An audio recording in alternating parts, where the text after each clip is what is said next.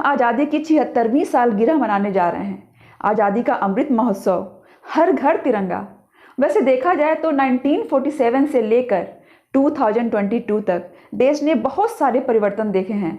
Business, technology, health, education, transport, हर क्षेत्र में। दोस्तों, आज़ादी की 76वीं वर्षगांठ पर आज देश कोरोना जैसी महामारी से लड़ रहा है। वैसे इस महामारी पर काफ़ी हद तक काबू किया जा चुका है, पर इस महामारी ने सारे देशवासियों को एक बात अच्छी तरह समझा दिया है कि दुनिया में अगर कुछ सबसे ऊपर है तो वो है हेल्थ।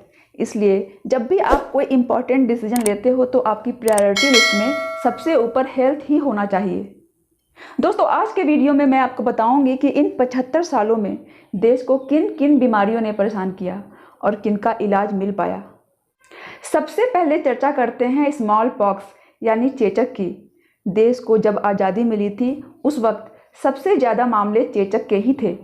फिर 1962 में देश से चेचक को जड़ से समाप्त करने के लिए मुहिम चलाई गई।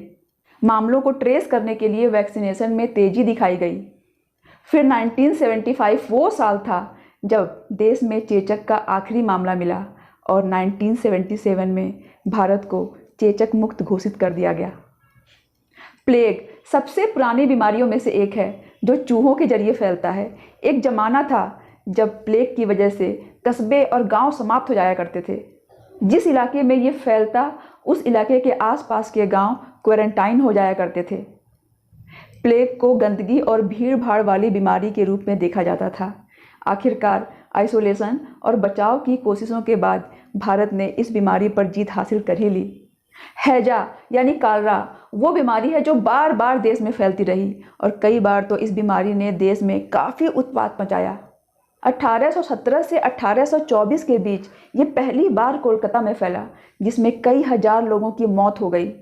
फिर जब 1960 के दशक में ये बीमारी फिर बहुत तेज़ी से फैली, तब भारत ने इस समस्या से निपटने के लिए बारीकी से योजनाएं बनाई और उस पर काम करना शुरू किया।